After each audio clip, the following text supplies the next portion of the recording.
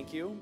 Happy Valentine's Day to everybody. Thank you for joining us. The reason we're here today is because we all love kids, and we know children deserve the best education possible, and a parent is the child's first and most important teacher and advocate. Today, we unveil the Minnesota Parents' Bill of Rights in Education. This package aims to empower parents in their children's education. For far too long, Democrats have treated children as mere subjects of the state. They believe children belong to the system and not to their parents, and we believe this is wrong.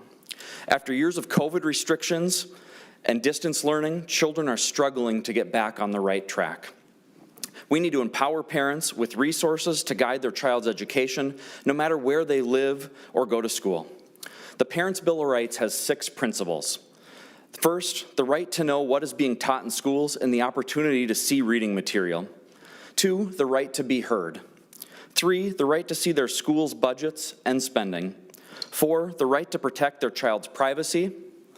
5, the right to be made aware of any violent activity that happens at the school. And 6, the right to be heard without publicly doxing themselves by giving their home address or phone number publicly. In the last few years, parents have been left scrambling as school decisions have happened to them instead of being part of them.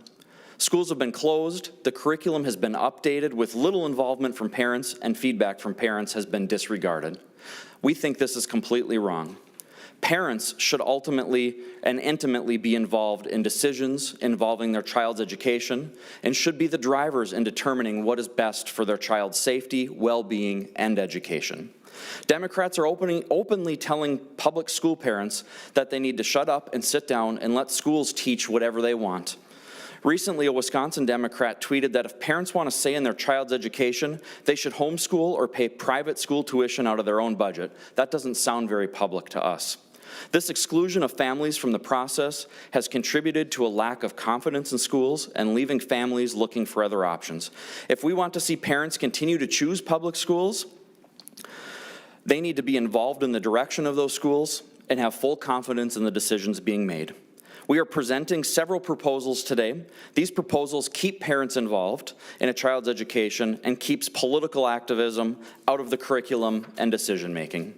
My bill, Senate File 2909, is a simple bill that reinforces fundamental rights of parents to direct their child's education. Parents are not an afterthought in a child's education, and this bill will empower them as they guide their child through school. It states school districts must not withhold information about their child's well-being or education. It requires schools to have a regular system of notifying families of activities at the school. We believe it's a fundamental right of parents to direct the upbringing and education of their children. We've seen the rights of these parents eroded over time and replaced with heavy-handed bureaucracy. If we want to improve education in Minnesota, then we need schools that are transparent, accountable, and give parents a seat at the table. Our Parents' Bill of Rights empowers moms and dads to have a voice in their children's education. Now we'll hand it over to Senator Benson, then Senator Gazelka, and then Chair Chamberlain will close out to take questions. Thank you.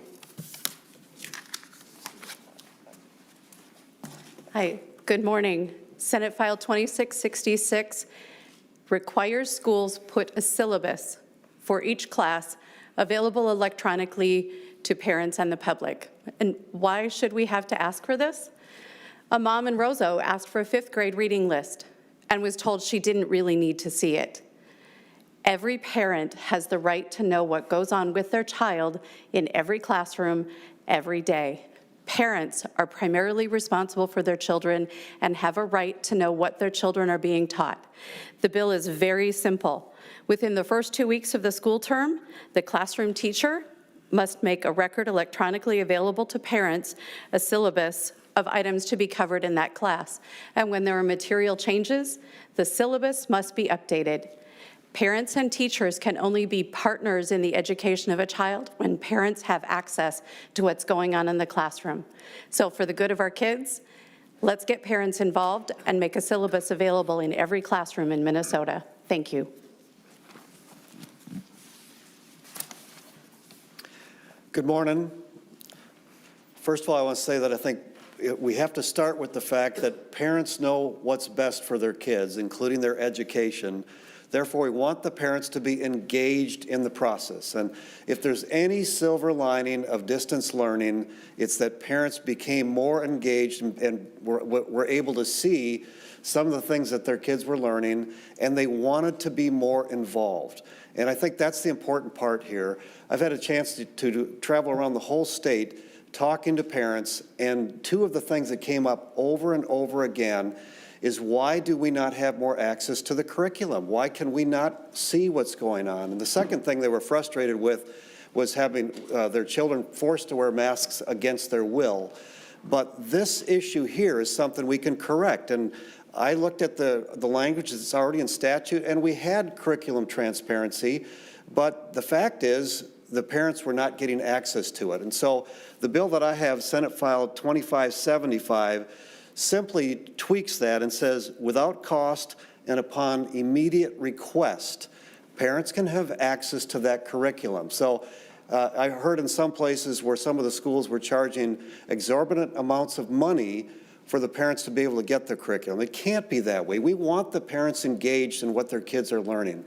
Without a doubt, our schools, public, private, or even homeschool, are going to be best when the parents are active and engaged. And so that's what this bill does. In addition to that, school districts must inform parents of any policies at the beginning of each school year, either by United States mail, email, or some other form of communication. So they have to get it out to them. Thank you. Good morning. A couple weeks ago, we started with a presentation of what we're going to do to put Minnesota back on the right track. Part of putting us back on the right track was education. And many people, most people would agree we have some challenges, great challenges in the state of Minnesota.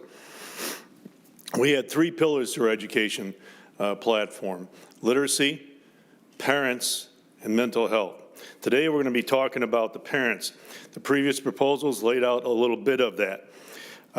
These proposals were by the parents and from the parents.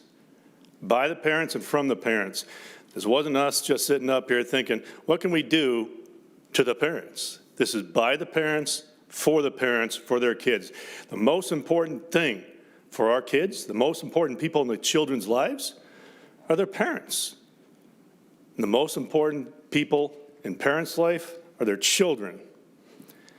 It has been said, children are not a creation of the state. They do not belong to the schools. They do not belong to the state and to the Department of Education. They belong to the parents. And therein lies the absolute affirmative right of parents to have a positive role in their child's education. For too long, they've been simply ignored. And with the last couple of years, the turmoil, they've been ignored, they've been bullied, they've been silenced, they've been threatened, even to the point where some people wanted to treat them as terrorists for simply going to a school board and wanting answers for their children and for their children's education. So you heard, we had 5 proposals today. You heard 4 of them. You heard 3 of them so far. I've got 2. One is new. The new proposal, 2729, is about what you could refer to as doxing. It would simply prohibit the school boards from requiring parents to publicly disclose their address at a meeting. We don't do that here. We get that all behind the scenes. There have been school boards out there that are required and made the parents give their address on the public record while it was being broadcast. That's simply wrong, and it's not necessary. We're going to make sure it doesn't happen again. The second thing we have in front of us is the bill we had last year. Money follows the kids. School choice. Parents in charge of their kids. They've been pulling their children from the schools by the thousands in the last year or so. And rightfully so. The results and the outcomes have been completely disastrous.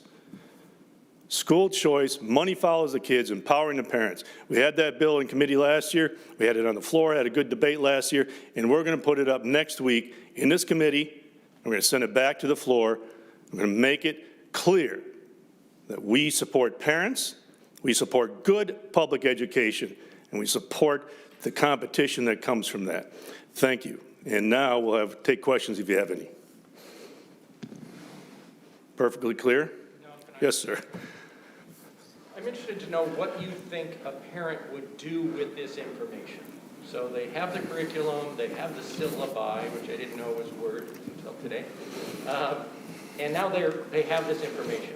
What do they do with it? Meaning, can they go in and say, like a menu, I want this, this, this, and this taught to my kid, but I don't want this and this taught to my kid? I'll touch on that, then I'll let Senator Benson and or Gazelka respond. It's about working with the parents. It's about listening to the parents. It's about getting that information out there so they have it and they can talk about it, right? It's very difficult. Education is very difficult, but it's been getting pretty muddy the last few years. And like I said, the results are, the outcomes are terrible. So the parents, if they're actively engaged, will improve that outcome, will improve that product. So let them find out what's there and work. Will every parent get what they want or desire? No. But I think it's an active negotiation and a process to get to a better product. I'll let Senator Benson or Senator Gazelka, since they have that part of the legislation. This is already in statute where under curriculum transparency, if the parents object to material, alternative instructions may be provided by the parent. And so with the parent being involved in finding something that they think is offensive or contrary to their faith or worldview or whatever, where the parent is primarily in the driver's seat, now they're aware of those things and they have to work through a plan of alternative education if that's what the parent is asking for, which is already in statute. And thank you for the question. By having an outline of what's going to be taught in a classroom through the course of a year, it will help the parent engage better in the classroom, working with the teacher, knowing what to expect, and frankly, helping to know if their students on track, falling behind, or moving faster than the class, and maybe helping to seek faster movement through a syllabus, whereas the teacher might be focused on the 80% of the students in the classroom. This is about parents and teachers being partners in helping kids achieve their full potential, not about weaponizing information. I've got a question about some of the requirements for teachers to create a syllabus for parents to distribute. I know in the past Republicans have talked about paying teachers more, so I'm curious that if this creates additional work for teachers, many of whom are already very burnt out and overworked and struggling to provide instruction during the pandemic, is there additional support, in, whether it's financial support for adding an additional requirement for teachers to communicate this? I guess there's a couple ways to come at this. Number one, we believe that, as you know, modern education, most of these schools have portals. You go in through your computer or another device. You get access to information. I have not been in a class, even when I was a child, that didn't have a syllabus. So number one, there's already a mechanism there for it to be done. Number two, educators already have syllabuses, syllabi, and it just becomes an action of posting that syllabus. So something we all do every day is part of that. So I don't think it is an extra burden on anybody to work with the parents in that regard. And as Senator Benson and Gazelka mentioned, this is about working in a partnership with the educators to kind of break down some barriers, to make it perfectly clear that we're partners in this. The state does not get to rule the children or the families. We're partners, and to break down those barriers and create that partnership and make it live and thrive. What sort of enforcement or investigatory process are you setting up to, if a parent feels like their rights under this have been violated, do they go to the school board, do they go to the state, is there a hotline, how do people take this and challenge what's not being given to them or that they're uncomfortable with? I think there's two things. One is that they will make phone calls. First, they'll start with the school board, they'll start with principals, they'll start with the local people, as they should. They can always contact us. That's appropriate and proper as well. But ultimately, like anything else, when you're working like that and you're trying to, most teachers want positive outcomes for their kids.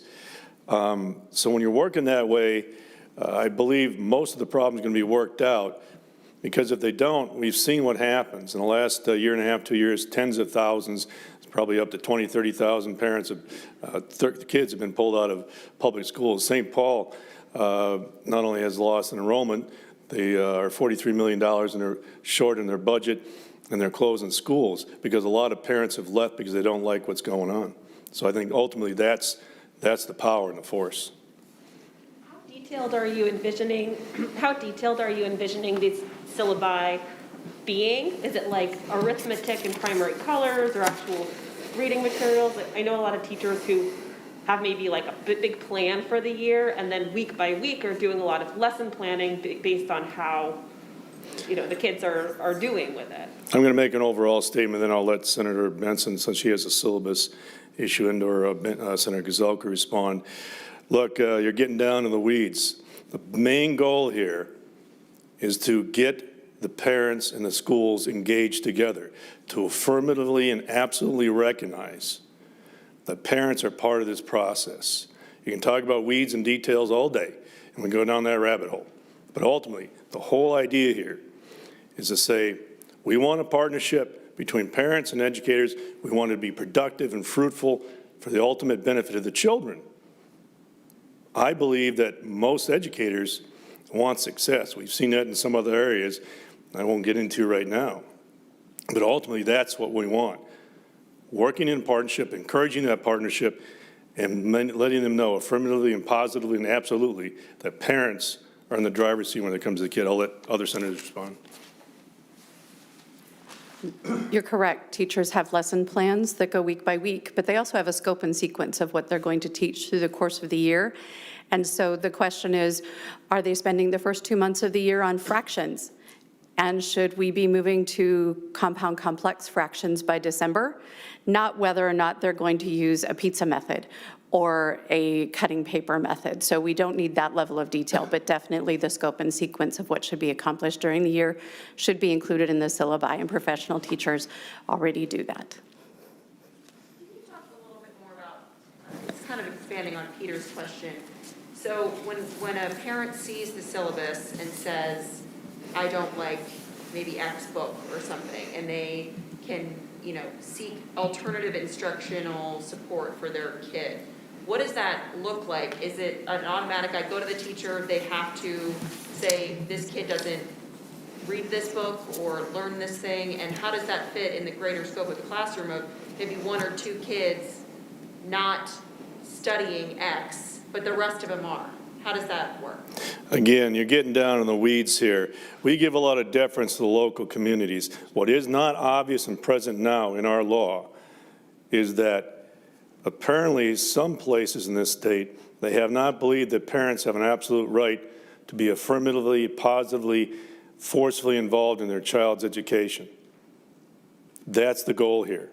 We are trying to break down that barrier and make a general statement and make a general proposition in a law that says you have to make attempts to work with parents. You cannot ignore them. You cannot hide it. You cannot try to run away from it. I believe most educators will do their best. They have the syllabi out there. They'll work with them. Parents are frustrated. Look, we should have, I talk to parents. We all talk to parents all the time. Every day I get calls and emails from a number of parents, educators. They're frustrated. This is about making it clear, clearing up any confusion. Parents are positively and affirmatively involved in their child's education. They are the #1 educator. They are the most important things to their kids in their education. If they have a problem with what's going on in school, they talk to the school, they talk to the educator, and they work those problems out. If they don't, then the parent can move on and do something else, or the parent can go to another class. But some of that, as Senator Gazelka said, is already in law. So the rabbit holes are something we're not going to chase you down, just that high-level piece of saying parents are in charge, you got to recognize them and work with them. Do you want to say something? I mean, it's typically, it's not going to be about math or science that parents are going to want to know what's going on. It's going to be social study standards. It's going to be what books are read in English class. What are they teaching in sex education? Parents want to be involved in that process, and we should let them have those conversations. I think any school is going to be better in the community they represent if the parents in that community actually have a significant voice in the education. That's what we like about local districts and local control, is the community that's there gets to have a say. Another question about, are there any particular examples you can give of books or any topics that have been taught in classrooms that you know this covers? I mean, I'm curious what inspired this legislation. Are there any particular books that people are having trouble with? Again, third time, we're not going down the rabbit holes. We're going to leave those discussions up to the schools and the parents. They have addressed those publicly in the last couple of years across the nation, in this state and in these communities. We are not saying what they should question or challenge. We are saying, I should give a quiz here.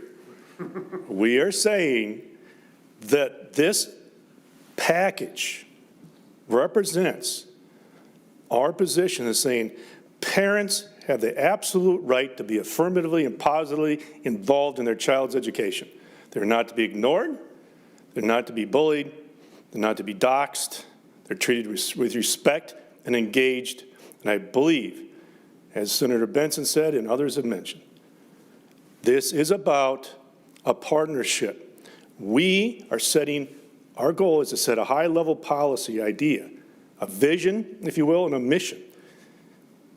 We believe parents should be actively engaged in the education of their kids, and they cannot be ignored or bullied. They have a right to that information. That is what it is. So we're not going to go down a rabbit hole and chasing these things about what about this and what about that.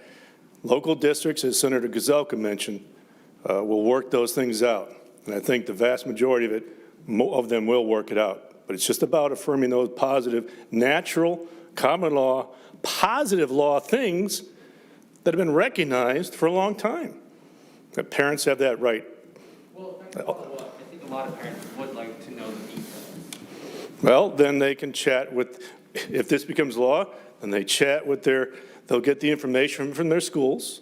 They'll see the syllabus.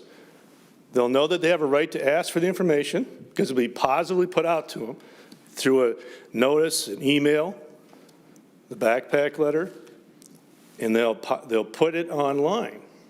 So then the parents will engage that way. That's what they can do. Then they can engage your local districts. That's why we have local districts. So that's the detail. The detail is parents will have the right to engage. They'll know they have the right to engage, and then they'll see what they have. And then if they wish to discuss, then they can. It's that simple. You talked about the frustrations. I mean, we have 300 and some school districts in the state. Can you quantify to any level as to the number of districts? Is it a few? Is it a lot that are not abiding by these principles that you're laying out right now? Again, rabbit holes, not too bad of a rabbit hole, so it's not too bad. So You're laying out the problem here. Saying that there's a, so let me share this with you. What do you think when 20,000 kids are pulled out of public school in a year? What do you think when you've seen the news? You're on the news, right? So you've written the news, you've seen the news. When they have these challenges and issues at the school boards. What do you think when our literacy proficiency in third grade is not improved at all in 10 years? In fact, it's gone down. So I think the proof is in the pudding. The proof is out there. They're pulling out of schools. St. Paul's losing money because They're losing kids.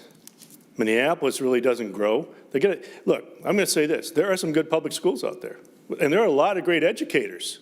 A lot of those educators are as frustrated as the parents, right? So we are just providing the framework for them to address those issues. That's what we're doing. We're providing a framework, say, be a partner in this with the parents.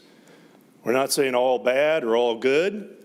We're saying we've heard enough, things that we haven't heard in a long time, at all, in 10 years, that many of you have never seen or heard before either in the public education system. So we're trying to address those concerns that have never before been brought up, and hopefully, look, you're better when you're collaborating. So are there problems? There are good districts, there are great educators out there, but there are certainly a lot of problems in the system.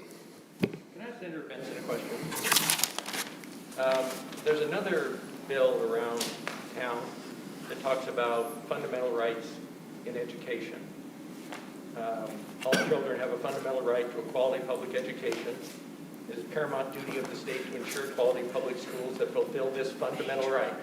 So since we're talking about education and we're talking about fundamental rights, are we going to see that bill in the Senate this year? I have language that's an alternative to that, and so if we can talk about that language, that's what Senator Chamberlain and I are talking about. Talking about having a hearing or? Senator Chamberlain and I are having conversations. We've been friends a long time. We're going to keep having conversations. Do you think that's in the same food group as these bills for fundamental rights in education? With the choice language that I've added, I think it affirms that parents have these fundamental rights. Again, we are affirming that parents are the primary educators of their children. They are responsible for their children, and whatever happens in the life of that child in our school systems, they have a right to know. Senator, have you, just to clarify, have you introduced that potential alternative language to the Yes. amendment? Okay, it's already introduced. Yes. I have a question for Senator Gazelka. Can you tell us how many districts you've heard of where alternatives are not being made available to students or to parents, or where those are? What districts? The only one that I was at, the only one that I can mention recently would be Waconia. I was there for a school board meeting within the last month, where there were just parents talking to me about that one, and also that the kids had to wear masks rather than a choice to wear masks. But beyond that, probably half a dozen different locations, people have expressed that to me, which is why I wanted to do this piece of legislation. But we got time for one more before session. Or none. Oh, go ahead. So if a parent is not happy with the information they get from their teacher or from the school or from the district, is the idea that they would be able to go somewhere else, or are you envisioning penalties for teachers, for schools, for districts that don't follow this protocol? Well, two things. One is, the short answer is yes. The short answer to that question is yes. They have the right to pull their child from that school. The second part of that is we need to support that. We need to fund children and not systems. Funding children and not systems. A fundamental idea of education is to make sure that child gets the best education possible. Again, you connect the parent to that, and we would enable all parents and all children, no matter where they live or what their income level is, to do that more easily. We want to support public education. We want to create partnerships and strengthen those partnerships, but it's become clearly aware to us and apparent that there are some challenges and problems that need to be addressed. So we're just trying to, again, positively affirm that parents have the absolute right to be fully involved in their child's education, have access to information when they want it, and work it out with the schools. I think this will help alleviate confusion with some of the educators and improve the final outcome, and also the frustration of the parents as well. I think we can solve a lot of problems by doing something that simple, and if we were then to fund the children and not systems, that would help immensely. Thank you.